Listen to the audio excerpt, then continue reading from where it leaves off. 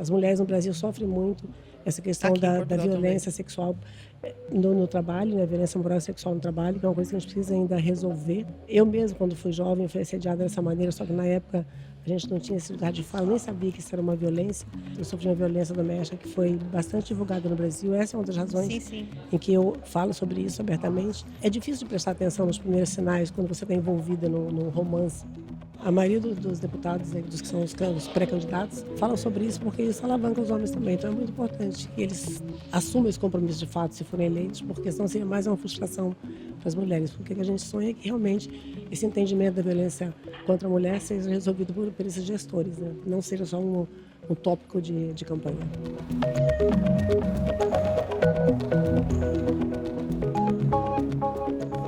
Olá a todos, bem-vindos e bem-vindas a mais um episódio do nosso podcast especial do Diário de Notícias e Diário de Notícias Brasil, aqui no Fórum de Lisboa, em parceria com a FGV e a FGV Justiça.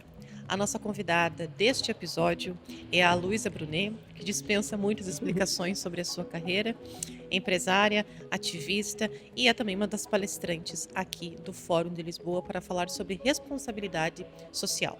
Luísa, muito obrigada por aceitar em participar aqui do nosso podcast especial. Como é que é participar do Fórum de Lisboa e falar sobre responsabilidade social? Foi maravilhoso. Ano passado estive aqui, o tema era sobre as mulheres, a justiça para as mulheres, foi um tema bastante importante. E responsabilidade social é um tema que eu tenho muito interesse, né? Aliás, eu sou conselheira da FGV também, justamente para esse espaço tão especial, né? Que é falar das vulnerabilidades das mulheres, das necessidades. Então, acho que é importante participar, poder ter esse privilégio de participar com tanta gente importante, qualificada, mulheres incríveis vão estar na mesa também, para falar de um assunto que a gente precisa resolver. E é sempre bom ver mulheres nas mesas, né? Às vezes me incomoda um pouco quando eu vejo mesas que tem só uma participação masculina, ou aí às vezes em alguns eventos fazem uma mesa só com mulheres para mostrar como se aquela fosse representatividade. Como é que você vê a importância de esse tema estar dentro da agenda, não ser uma coisa específica? Eu acho que é fundamental as mulheres estarem na mesa com os homens, inclusive, como Exato. você mesmo falou, não segmentos, só mulheres ou só homens, mas a gente precisa ter essa junção de mulheres e homens, principalmente pessoas que são especializadas, que podem trocar ideias, alavancar numa pauta mais urgente, ou seja, ter essa parceria, eu acho que é fundamental. E qual você vê que é o papel da responsabilidade social, dos governos, até mesmo do poder privado, no combate à violência doméstica? Nós temos alguns exemplos muito interessantes no Brasil, como, por exemplo, o Magazine Luiza, da Luiza Trajano, de iniciativas de empresas privadas que tentam também fazer a sua parte na prevenção e no combate à violência.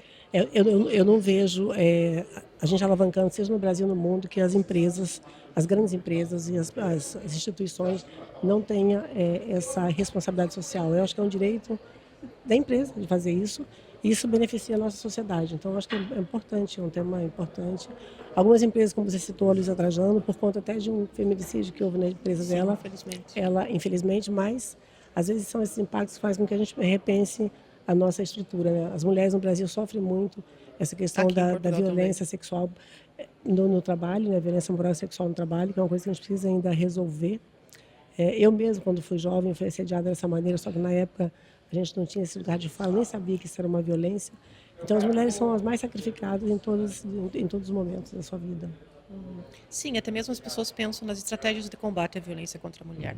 Uma delas é talvez quando a mulher é agredida, quando ela está tentando sair do ciclo de violência, que o empregador ou empregadora tenha, digamos, dê uns dias de folga ou uns dias de férias, que seja, tem que ter esse entendimento que é um momento difícil e que às vezes tem que ver se essa compreensão, de certa forma, dos empregadores e das empregadoras. Você acha que isso está acontecendo ou a gente ainda tem um caminho muito longo para percorrer? Isso está acontecendo. Inclusive, a BNT e a ISO, que é a certificadora, né, de normas técnicas, ela faz parcerias com algumas empresas no Brasil já, inclusive no governo de Curitiba, eles estão bem adiantados com esse tema, das empresas ter esse espaço, né, ser um selo de responsabilidade social, onde eles promovem uma ouvidoria da mulher, uma creche, ou entender que a mulher, quando apanha, ela não vai trabalhar e ela não precisa ser mandada embora 2, 3 dias que ela falta. Então, existem algumas empresas que já estão fazendo esse compliance, mas eu acho que precisa mais. Precisa mais. É importante que quanto mais tenha, eu acredito que outras empresas se inspiram a fazer o mesmo, não é? Sem a menor dúvida. Eu não acredito nem quer dizer, eu acho que é bem possível que isso seja implementado no Brasil e no mundo, porque as pessoas mais vulneráveis, que as pessoas que trabalham mesmo, são as pessoas que mais sofrem, né? E hoje em dia, assim, eu estava conversando hoje com uma amiga minha que ela tem uma vinícola e eu perguntei para ela assim, eu posso ir colher uva também? Ela falou assim, não, hoje em dia não se colhe mais uvas, são máquinas. Então essas pessoas estão sendo as máquinas estão ocupando o lugar Estão das sendo pessoas. substituídas. Exatamente, já é um problema enorme também. Certo. É, você tem participado muitas vezes, vindo para cá, para Lisboa, muitas vezes, participado de várias iniciativas também do consulado, aqui do Consulado Brasileiro em Lisboa, que agora nós temos o Espaço da Mulher Brasileira. Como é que você vê a importância desses espaços para nós, mulheres brasileiras que estamos morando no exterior? Fundamental também. O imobiliário, ele tem alguns, começou em Nova York primeiro, eu tenho falado não só em Portugal, mas em vários outros consulados brasileiros e também embaixadas do Brasil. E o que eu faço é uma roda de conversa para trazer essas mulheres para uma reflexão mais calorosa. Eu conto a minha história de violências e faço com que elas se encorajem a contar também as suas histórias, até porque hoje em dia o próprio cônsul Candeias, Sim, o Alessandro Alessandro Candeias. Candeias, ele assiste e fica e ele quando assistiu a última vez que eu estive aqui, ele falou que ficou impressionado porque algumas mulheres que ele conhecia já há algum tempo não sabia que elas estavam passando por um ciclo de violência. Então é muito importante que o consulado também ouça essas mulheres e possa dar para elas uma forma delas sair de algum tipo de problema que ela tenha para resolver, seja passaporte, ou seja a violência doméstica, ou seja problemas de retirada de filho que a mãe já, ou seja então, assim, essa parceria é maravilhosa. São palestras que elas entendem mais porque quando você é vítima, você fala com mais propriedade, né? O especialista, ele fala de outra forma. Então, para mim é maravilhoso poder trazer essas mulheres para esse lugar, essa compreensão de que elas têm direitos e que elas podem buscar os seus direitos até o fim. Sim, para nós mulheres que estamos, digamos, longe de uma rede de apoio ou diante de leis que não são as mesmas leis, é muito mais difícil de sair desse ciclo, não é? Não, sem dúvida. A gente tem a Lei Maria da Penha no Brasil e muitas leis foram incorporadas recentemente, inclusive a violência vicária, que é uma nova terminologia de falar sobre essa violência tão aguda que foi visibilizada hoje em dia. Mas, infelizmente, outros países ainda não têm essa Portugal forma. não tem. Portugal não tem, Itália Portugal não não tem. tem. Se bem que a Itália, ela agora acabou de chancelar uma lei que é a lei de feminicídio, quando o homem mata a mulher, ele tem prisão perpétua. Isso é uma quebra de paradigma absurda, Sim. que poderia ser uma lei nacional, mas poderia também em outros países. Sim, aqui em Portugal eu escrevo bastante sobre isso. Não há, por exemplo, delegacias especializadas da mulher. Não há, você não pode simplesmente bater na porta de um abrigo e pedir um abrigo, como existe no Brasil. Não existe delegacia. Na verdade, o crime de violência contra a mulher ele sequer é tipificado. Não existe o crime de violência contra a mulher. É violência contra a mulher, contra homens, idosos e crianças. Ou seja, estamos anos-luz ainda aqui de ter, enquanto a Lei Maria da Penha, como você bem mencionou, teve várias evoluções desde 2015, agora com a violência vicária, teve a violência patrimonial, que também foi incorporada ao longo Psicológica é dos anos. importantíssimo. Psicológica, que é uma das que muitas vezes afetam tanto quanto a violência física, que as marcas são eternas. Sim, eu acho que o primeiro pilar da violência contra a mulher é a violência psicológica. Exato. Então, acho que nesse sentido também, pela intersecção que Brasil e Portugal têm, o próprio Fórum de Lisboa é um exemplo dessa integração e dessa intersecção. Esse é um assunto que tem que estar na ordem do dia. Portugal tem que evoluir aquilo que eu estou falando, eu já escrevi publicamente, tem que evoluir nas leis de violência contra a doméstica, porque é um absurdo você não ter uma delegacia em que as pessoas vão estar altamente treinadas, especializadas para acolher uma vítima. Né? Veja que eu nem uso a palavra atender, é acolher. Fundamental. Acolher uma vítima. Porque quem colhe o depoimento é um passo crucial para a mulher voltar para casa e desistir, e voltar a viver um ciclo de violência, para ela entender que, de fato, ela tem seus direitos e que ela pode fazer uma denúncia. Mas, infelizmente, no Brasil, algumas delegacias de mulheres ainda não têm uma capacitação ao nível bom que muitas mulheres acabam voltando para casa. Sim, mas pelo menos as delegacias existem. Existem. E aqui acho que ainda nós temos bastante a evoluir. Tenho certeza que o Brasil pode contribuir bastante nesse debate de tentar começar, pelo menos, tipificar a violência contra as mulheres como uma violência específica contra as mulheres, depois ir evoluindo, porque infelizmente as violências elas vão surgindo, né? As violências elas não param. Elas existem, mas alguém dá visibilidade para elas, né? Isso é importante, até para as mulheres reconhecerem que a violência mais falada é a violência doméstica, né? A violência contra a mulher é agredida. Mas o que antecede eu falo que é a ponta do iceberg, que é bem profundo todas as violências que as mulheres e as meninas sofrem também.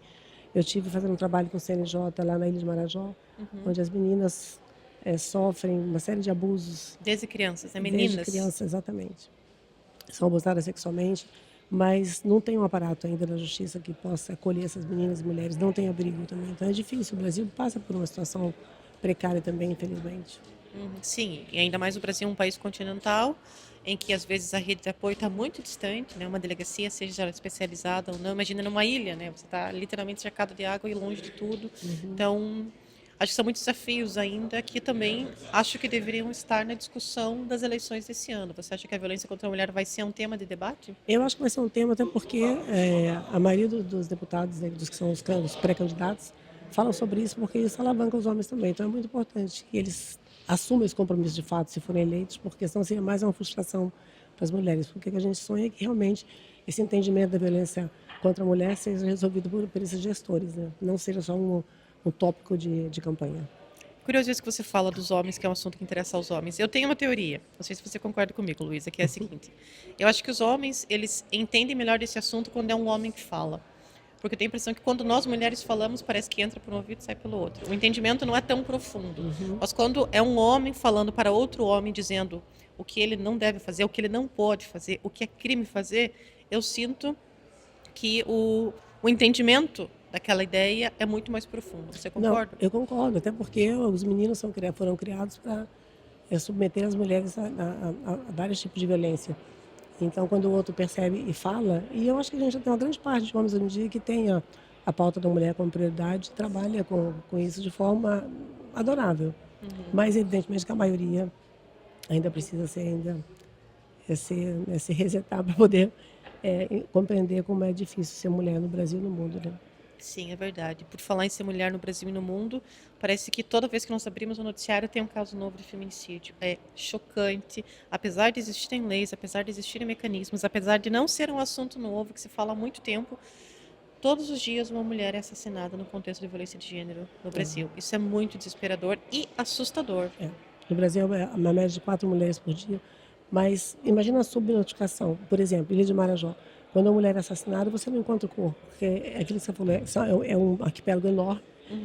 A maioria das mulheres vive no campo, sem nenhum tipo de ajuda, de apoio, de conscientização, de informação. Então, elas são realmente silenciadas desde sempre. Sim. Esse assunto me deixa, enfim, bastante mexida, porque também é pensar que nós não estamos seguras em lugar nenhum, muito menos nos nossos relacionamentos, né? E quando uma pessoa também vai pensar em iniciar um novo relacionamento, né? Até tem uma amiga que disse, mas como é que eu vou iniciar um novo relacionamento se eu ligo o jornal e vejo que uma mulher foi assassinada pelo marido, né? Ou pelo namorado? Então, é realmente muito difícil essa fase que nós estamos passando. É difícil. Os relacionamentos, eu sei porque eu passei por o meu último relacionamento abusivo, no relacionamento de 6 anos, eu sofri uma violência doméstica que foi bastante divulgada no Brasil. Essa é uma das razões Sim, sim. em que eu falo sobre isso abertamente. É difícil de prestar atenção nos primeiros sinais quando você está envolvida no romance que está começando. Você mostra o seu melhor lado, tanto ele quanto ela. Então você tem que prestar atenção nos primeiros momentos e ficar bem atenta mesmo. Quando ele fala, minha mulher minha não sai com outra, mulher minha não usa roupa assim, mulher minha não trabalha, e começa a cercear já ela no namoro, na conquista. Isso já é uma violência que vai ser startada no futuro relacionamento, no casamento, Vai no aumentar. relacionamento. Vai aumentar. Então eu digo sempre às mulheres, prestem atenção no que ele fala sobre a sua ex, sobre a ex-mulher, sobre a mãe, sobre amigas próximas, porque já é um indício de que é um homem que vai violá-la. Nesses teus últimos anos de ativismo, em vários encontros pelo mundo com mulheres, qual foi a história assim que mais te impactou? São tantas histórias. Eu estou em Portugal, tem uma semana, estava em Algarve, entrei numa loja para comprar um produto de beleza e uma brasileira me atendeu, perguntou de onde é que eu era, eu falei, sou do Mato Grosso do Sul. Ela falou, eu também sou. E ela começou a chorar e disse, tem 19 anos que eu não vou ver minha mãe faleceu, não conhece a minha filha porque meu marido me impede de viajar, ela mora no campo e ela é a provedora da casa, ele é extremamente agressivo. Aí já tem a violência patrimonial junto. Exatamente. Todas as violências, né? Mas ele não me agride. Olha o que ela disse. Ele não me agride. Ele proíbe ela de todas as coisas. Cerceia a liberdade total de não poder viajar. Total dela. E ela falou porque ela se sentiu à vontade e eu troquei o telefone com ela. Ela tem mandado mensagem regularmente agradecendo porque ela não fala, porque ela jamais falou sobre isso, porque ela tem vergonha, não fala sobre isso com a família. Esse tipo de approach é muito comum entre as mulheres, principalmente as brasileiras imigrantes. Sim, e muitas vezes, como eu falei, tem muitas dificuldades associadas à documentação, à questão Sim, patrimonial, mas filhos, filhos, mas também esse próprio fato de estar longe, né? De ter um oceano que muitas sem vezes rede de nos apoio. separa sem rede de apoio, de ter alguém que literalmente não te deixa sair daqui, né? Uma pessoa que tá, é como se você vivesse numa prisão. Eu falo que elas vivem em cárcere privado mental.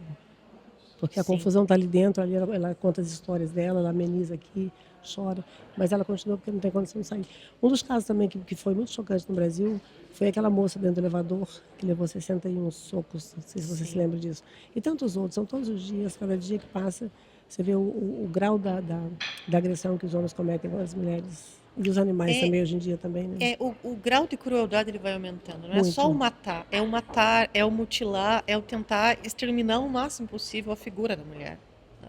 E também o que me choca, entre muitas coisas que me chocam, é que muitas vezes tá ali a prova, ou seja, tem um vídeo que é uma prova irrefutável da violência, e Uhum. ainda assim há pessoas que vão comentar, dizer que ela mereceu, que A ela culpa fez foi alguma dela. coisa. Sempre vai ter a justificativa para a agressão. E não há Isso justificativa. não há, mas assim, é um sinal de que as pessoas, que há esse pensamento social, esse senso comum errado, de que havia um motivo, que por isso a mulher foi agredida. Com certeza. Na época que eu fiz a denúncia do meu companheiro, a coisa que eu mais ouvi foi assim, uma revitimização absurda a respeito da minha postura, do lugar que eu estava, a culpa era minha, eu tinha provocado, porque ele era rico, porque isso, porque aquilo outro. E isso me motivou mais ainda a trabalhar com essa pauta, que foi, se eu que sou conhecida, que conheço os meus direitos, passo por isso, imagina as mulheres mais vulneráveis que não sabem quais são os direitos. Pode deixar uma mensagem final para as mulheres? Eu diria que as mulheres são maravilhosas, elas não têm noção do potencial que elas têm, da coragem que elas têm, do quanto elas são importantes para a sociedade, afinal de contas são mais mulheres no mundo do que homens, mas elas precisam acreditar nisso, acreditar que elas são capazes e acreditar que elas podem terminar um relacionamento e começar outro, mesmo com filhos, separada, ela consegue, porque a mulher é criativa, ela consegue a sua independência financeira. Só que ela está tão machucada, tão doída, que ela não reconhece nenhum desses direitos, nenhuma dessa forma dela, de valorização dela própria. Então a gente precisa dizer isso para elas. E é isso que eu faço sempre. Assim encerramos mais um episódio. O recado está dado de que nós mulheres temos que acreditar nas nossas forças e buscar rede de apoio para sair dos relacionamentos que nos aprisionam. Até o próximo episódio do nosso podcast especial aqui diretamente do Fórum de Lisboa, do Diário de Notícias e do Diário de Notícias Brasil, numa parceria com a FGV e a FGV Justiça.